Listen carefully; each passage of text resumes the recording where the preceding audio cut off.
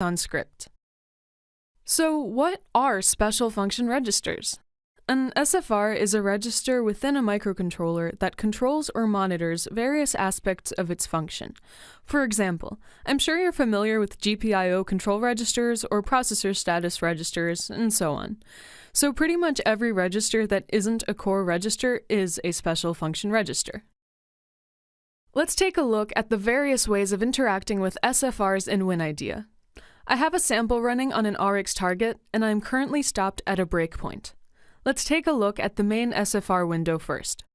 We can open it by clicking on View, Debug, SFRs, and selecting this Special Function Registers option.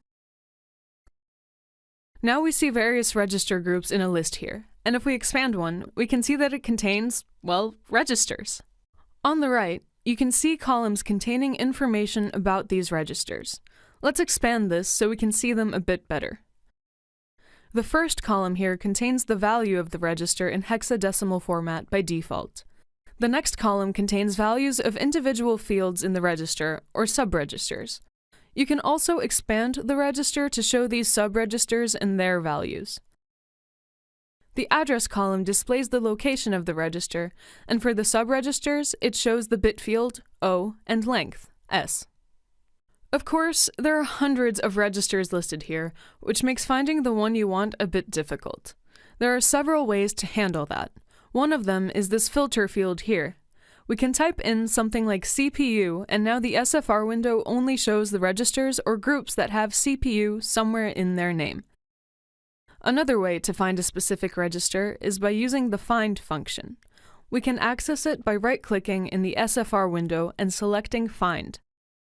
Let's search for a register, for example, the P33 out register that controls the P33 GPIO port. There's an LED connected to that port on our board. Now, besides displaying the register values, the SFR window also allows us to change these values.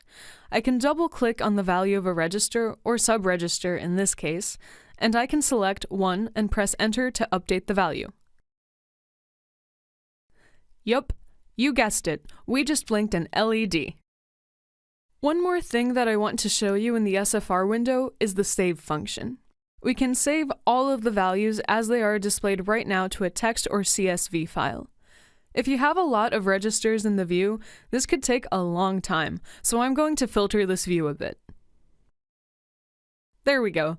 Now just right-click and select Save. Here you can choose a file name and various options.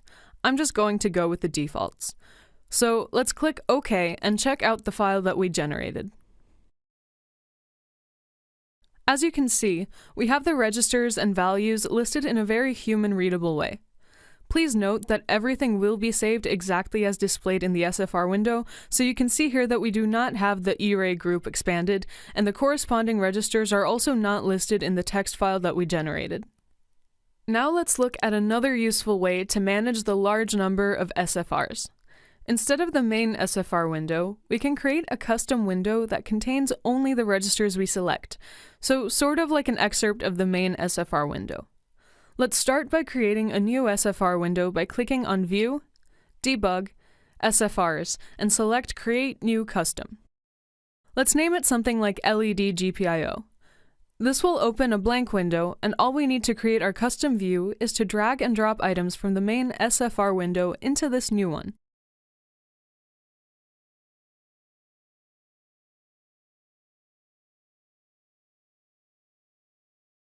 And that's pretty much it. Now we have a more manageable amount of registers in this custom window, and it functions exactly the same as the main SFR window. Another thing we can do if we need to monitor the contents of only a few registers is to just drag and drop them to the watch window. Here they behave just like any other watch item. We can see their value, which we can also change. In addition, we can change the display format to something other than hexadecimal by right-clicking on the item and selecting Format, Binary, for example. Now, sometimes you may want to interpret the value in a particular format, like a signed or unsigned integer, or a floating point number, and so on. To achieve this, the watch window implements a casting mechanism with a format that's familiar to all C users. We can double-click on the item here to edit it, and we can do a cast just like we would in C. Let's cast this to an unsigned short, just for fun. We can see that we reduced the number of bits because this number is now interpreted as a short. You can do all sorts of casts this way with standard C expressions. Another quick thing I want to mention is that this drag and drop functionality also works with subregisters, so we can just drag a single bit out of this register here and into the watch window. Now let's take a look at controlling the SFRs through Python scripts. Sometimes you may want to initialize the SFRs to specific values, and winIDEA allows us to do that by running a Python initialization script. You can read our documentation online and write a script manually, but there is an easier way to get started. In the SFR window, we can edit a value that we want to initialize. For example, we can set this bit to 1. Now we can right-click on it and click on Create Initialization Script. Let's enter a sensible name here, like Blink LED, and save it. And if we look at that file, we can see that we generated a Python script that utilizes the iSystem Connect API to set the register values. Let's verify that it works. First, I'll manually set this bit to 0, so that we will see the value change to 1. Now let's run the script by selecting Tools, Run Script. A command line window pops up for a little while, and now we can see that the value has, in fact, changed.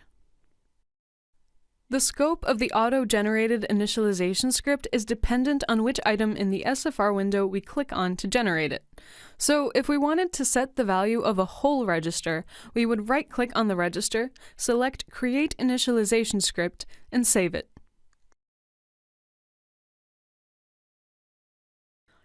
We can see here that the script now sets the value of an entire register. If we wanted to go even further, we could set the values of an entire register group by, again, right-clicking on the group we want, selecting Create Initialization Script, and saving it. We can see that the script sets the values of all the registers in the group. Of course, you might want to change only some of the registers here, but it serves as an excellent starting point for creating fairly comprehensive initialization scripts in a very simple way.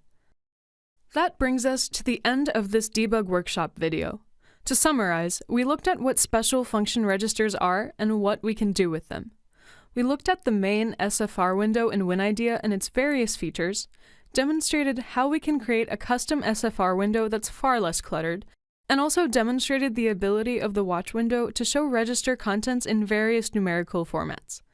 At the end, we looked at a simple way of creating a Python initialization script, which saves us from the effort of having to write it manually.